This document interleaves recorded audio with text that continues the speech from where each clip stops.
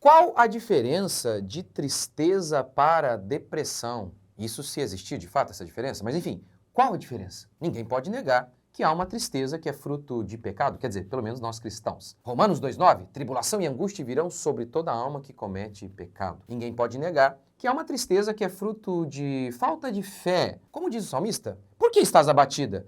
Espera em Deus. Mostrando assim que o abatimento era em consequência da falta de esperança, da falta de fé. Ou então, tristeza normal da existência, que não é fruto nem de pecado direto, de um pecado direto, ou de falta de fé, mas apenas a consequência natural de vivermos num mundo caído, com cardos e abrolhos, doenças e mortes. Mas a grande questão é, como traçar essa linha aí que separa a ansiedade patológica da ansiedade normal, da ansiedade pecaminosa? Quem traça essa linha? Qual é o critério para diferenciarmos tristeza normal para a patológica, conhecida como depressão? E se de fato existe isso mesmo, né? Existe isso? A doença da tristeza? Porque muitas vezes eu ouço inclusive pastores que creem em depressão como um transtorno ou doença, e eu os vejo recomendando a procura de um profissional da tristeza. Mas esses mesmos pastores muitas vezes se pegam pregando algo como, por exemplo, isso aqui, ó. O Senhor Jesus é o teu consolo. Ele disse: "Vinde a mim, todos os cansados, os sobrecarregados, e eu vos aliviarei." E esses pastores continuam: "Os salmistas, na mais profunda angústia, confiaram em Deus. Confie também, e Ele vai te livrar desse poço de angústia." Mas aí a gente fica mesmo confuso. Jesus é o consolo ou não? Até quando Jesus é suficiente? Qual o critério para diferenciar a tristeza para a depressão? Qual o critério para diferenciar uma tristeza que Jesus é consolo para uma que Jesus é incapaz de lidar? Curta, comente, se inscreva e bora para mais um vídeo. Então vamos lá. Como que a gente passa aí essa linha que separa ansiedade normal ou pecaminosa de ansiedade transtorno, um transtorno de ansiedade como o DSM define? Como diferenciar? Como diferenciar tristeza, se há, tristeza normal, se há essa diferença, tristeza normal, e a depressão, conhecida como aí um transtorno, uma patologia, uma doença? Como que a gente faz isso? Para a psicologia, ou melhor, para centenas delas, porque existem centenas de abordagens psicológicas, e uma contradiz a outra, e para a psiquiatria, o homem é apenas matéria. Sendo assim, o comportamento humano estaria restrito apenas a uma questão física. Alma, espírito, Deus, são coisas que definitivamente não existem para eles. Se não existe, é claro, não faz sentido procurar ali, nesse mundo espiritual, nessa alma, a causa da tristeza. E é com base nesse pressuposto incorreto que eles desenvolveram a teoria do desequilíbrio químico como causa da depressão. Doutores sérios já sabem que tal teoria é um delírio. Afinal, se há um desequilíbrio químico, deveria existir uma anormalidade química, não é? Mas não há. E deveria existir, então, um exame para medir esse desequilíbrio. E também não há. E uma grande prova disso é que você foi já a um psiquiatra e você saiu de lá com um remédio para depressão sem que o doutor fizesse um exame em você. Afinal, se é um desequilíbrio químico, é algo que é invisível a olho nu, mas mesmo assim você saiu de lá sem exame nenhum e foi constatado que você tinha depressão e você saiu com um remédio de lá. E mesmo que houvesse o tal exame, houvesse um padrão de normalidade química, a gente tem um exame aqui, ó, tá vendo aqui, ó, isso aqui é um exame que mede aí o índice normal aí de serotonina. Mesmo assim, como estabelecer uma relação de causa e efeito entre algo físico, a serotonina, com algo emocional, subjetivo como a tristeza? Impossível. Afinal, câncer é câncer em qualquer lugar do mundo. Tristeza não. Por exemplo, para algumas mulheres, ficar em casa é o ápice da alegria. Para outras, criadas no mundo feminista, se elas por algum momento se veem obrigadas a ficar em casa, elas entram em tristeza ou depressão profunda. Como eu disse, vários psiquiatras sabem e afirmam que a teoria do desequilíbrio químico não tem base alguma. O psiquiatra e editor-chefe da Psychiatry Times, Ronald Pais, disse que não há meios objetivos de medir se existe algo como um nível químico equilibrado, e muito menos testes para descobrir alegados desequilíbrios. Sem um padrão de níveis químicos normais, é simplesmente impossível afirmar um desvio ou um desequilíbrio. O biólogo celular e molecular John Marturus, disse o seguinte: a hipótese do desequilíbrio químico foi uma ferramenta de marketing bem elaborada. O psiquiatra Theodore Dalrymple, em seu livro Evasivas Admiráveis, explica que a teoria surgiu no século passado com Joseph Jacob. Obviamente, diz ele, não foi provada e nunca vai ser. Mas ele pergunta, por que se tornou tão popular? E a resposta dele? Indústria farmacêutica. Se você tem um remédio, você precisa de uma doença. O respeitado psiquiatra Robert Berezin disse o seguinte: o público americano comprou o gato por lebre. As pessoas realmente acreditam que a luta humana é uma doença no cérebro. É agora aceito como fato que há um desequilíbrio químico no cérebro e que drogas psicoativas são a melhor receita para resolver o problema. A psiquiatra Joanna Moncrief afirma o seguinte: não existe nenhuma droga que possa curar a condição humana e a teoria do desequilíbrio químico é totalmente falsa. O ser humano é muito mais complexo do que simplesmente uma substância química. A verdade é que inúmeras vezes nem nós exatamente sabemos o porquê a gente está triste ali naquele momento. Nós somos extremamente complexos, subjetivos. Pois bem, então qual o critério? Se não a teoria do desequilíbrio químico tentar dar uma explicação meramente material e física para a tristeza, para as nossas emoções, se isso não tem base alguma, qual o critério para diferenciar tristeza de depressão? Para o DSM-5, por exemplo, a Bíblia da psiquiatria, e não sou eu que dá esse nome ao DSM. Então, para o DSM, por exemplo, se você perder um parente e após 2 semanas você ainda se encontra triste, com humor reprimido, diminuição de interesse, enfim, você já é considerado doente, você tem o transtorno da depressão. É um negócio absurdo? Em Israel, por exemplo, o povo chorou oficialmente pela morte de Moisés por 1 mês. Em Hamlet, peça de Shakespeare, Hamlet achou muito estranho que sua mãe tenha chorado apenas 1 mês a morte de seu pai e já tivesse contraído novas núpcias. Um psiquiatra me viu falando sobre isso, e eu citei exatamente esse critério aqui de 2 semanas triste, depois que perdeu alguém já é considerado doença pelo DSM. Um psiquiatra me viu falar sobre isso e reconheceu que é um absurdo o critério de apenas 2 semanas para se diagnosticar a doença chamada depressão. E aí então ele disse que o critério seria o seguinte: 365 dias. Mas se a pessoa passou assim, ela está nessa situação de tristeza durante 365 dias, aí então é doença, transtorno de depressão. Ou seja, para ele então o critério seria o tempo. E aí eu questionei: por que 365 dias? Porque 365 dias marca o que define a tristeza normal para a depressão. Por que não 364? O que acontece é que até a meia-noite do dia 364 eu sou saudável, mas à meia-noite do dia 365 eu sou doente. O que acontece? O renomadíssimo psiquiatra Allen Francis, que por sinal eu gosto muito do material dele, ele escreveu o seguinte no seu livro Voltando ao Normal: tristeza, falta de interesse, problemas para dormir e comer, redução de energia, dificuldades para trabalhar, é o quadro clássico do pesar, da tristeza. No entanto, esses mesmíssimos sintomas definem a depressão clínica. Vamos lá.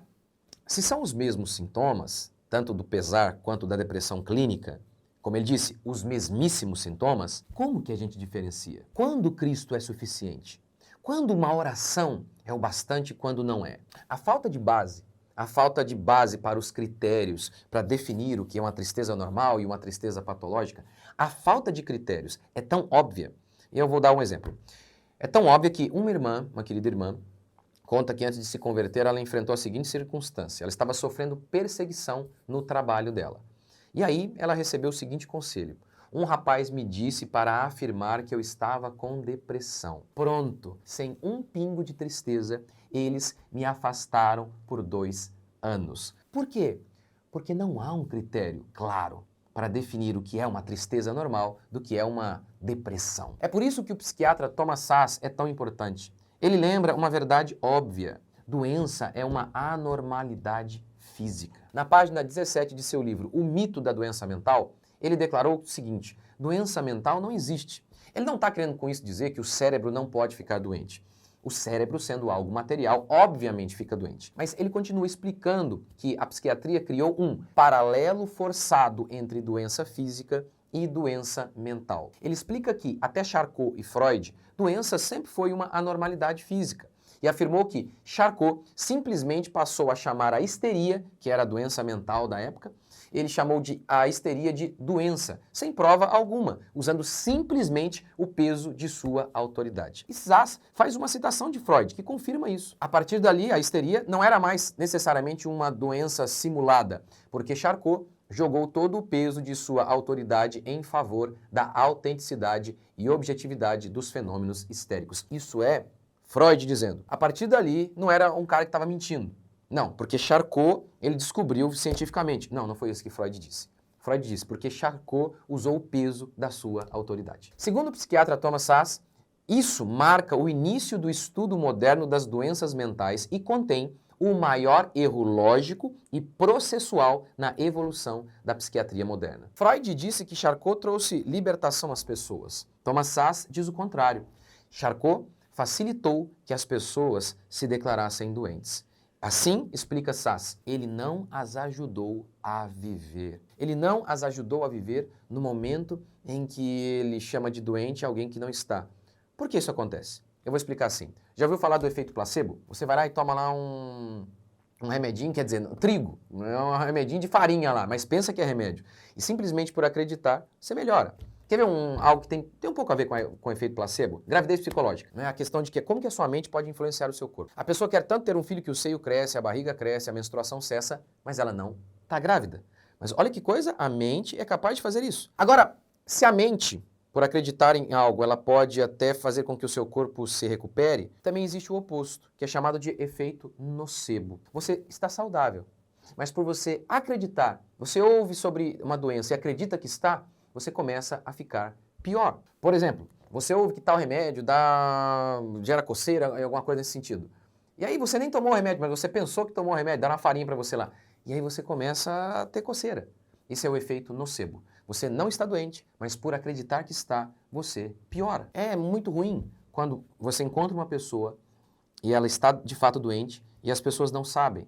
Isso é muito prejudicial. O oposto também é verdadeiro. Quando você encontra pessoas que elas estão saudáveis e elas recebem um rótulo de doentes, isso as mantém reféns. Ou seja, quando uma pessoa ela recebe esse diagnóstico, você está doente, ela não tem força moral para lutar contra aquele problema. Por quê? Porque quando você tem uma doença, você não tem culpa. Você não tem culpa. O que você pode fazer contra uma doença? A não ser ingerir um remédio. Não há muito o que fazer. Então, classificar as pessoas como doentes quando elas não estão, de fato, as torna doentes. De fato, as prejudica. De fato, as mantém reféns. E quando abandonamos o critério de que doença é uma anormalidade física, ficamos sujeitos a todo tipo de subjetividade e charlatanismo. No documentário Psiquiatria e Indústria da Morte, vários doutores explicam por que o desejo tão intenso de classificar todo tipo de desvio de comportamento humano como doença. A explicação deles é a seguinte: se há 30 doenças, há 30 maneiras de lucrar. Se há 300 doenças, há 300 maneiras de lucrar. Allen Francis, que dirigiu o DSM-4 e escreveu o livro Voltando ao Normal, que, em tese, o livro foi feito para criticar a inflação diagnóstica.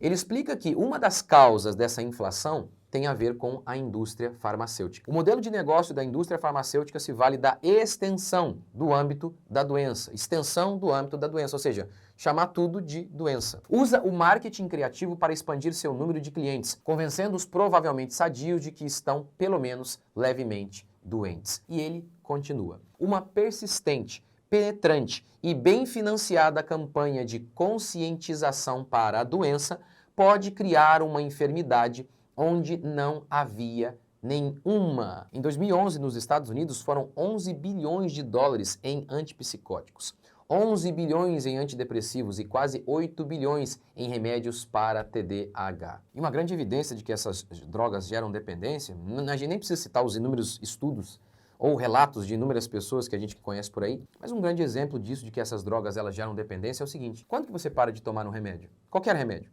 Quando você está curado, né? Mas não é assim. Se você toma algum remédio, você está curado, você para de tomar. Ah, tá bom, para de tomar. Como que funciona com os antidepressivos e todas essas drogas? Não é assim. Você tem que desmamar primeiro. Por quê? Porque o seu corpo já está habituado com aquilo. Mas a verdade é o seguinte: no final tem o grande responsável por tudo isso mesmo, a inflação diagnóstica, de chamar todo mundo de doente. Um dos grandes responsáveis por isso é o próprio homem, é o próprio paciente. Porque as pessoas, elas vão em busca de terapias humanas tentando encontrar a eliminação total do sofrimento, algo que nem Jesus prometeu. E quando você procura o impossível, só um impostor para lhe satisfazer, como já diria Oz em O Mágico de Oz. Agora, Pense, por exemplo, na mulher que está literalmente definhando, emagrecendo e morrendo por conta da culpa por um aborto. Qual teoria humana pode ajudá-la? Freud? Jung? Skinner? Rogers? Watson? Os fariseus ficaram escandalizados quando Jesus perdoou os pecados do paralítico. Eles disseram: só Deus pode perdoar pecado. Vinde a mim todos os que estáis cansados e sobrecarregados, e eu vos aliviarei, disse Jesus. Jesus é o único que pode acalentar a alma humana. Eu vos dou a minha paz, não como o mundo dá, disse ele. Aquela paz que te ceda, que te ilude. Eu vos dou a minha paz real, a alegria verdadeira. Afinal, Paulo disse, o reino de Deus não é comida nem bebida, mas alegria. Gálatas 5:22, o fruto do Espírito é alegria, paz. Isso, obviamente, não garante que não enfrentaremos lágrimas, o choro faz parte da existência. Mas, no todo, essa é a vida de um cristão, cheia de alegria. Como, por exemplo, Abacuque. Em meio ao mais profundo caos, ainda que a figueira não floresça, o produto da oliveira minta, os campos não produzam mantimentos, as ovelhas sejam arrebatadas do aprisco, veja a situação de caos total. Mesmo assim, como ele se descreve, ainda assim, todavia, eu me alegrarei em Deus. Essa é a verdade. Só Cristo pode nos dar consolo. Ele não disse, vinde a mim quase todos os que estão cansados, angustiados. Ele disse, vinde a mim todos, e eu vos aliviarei.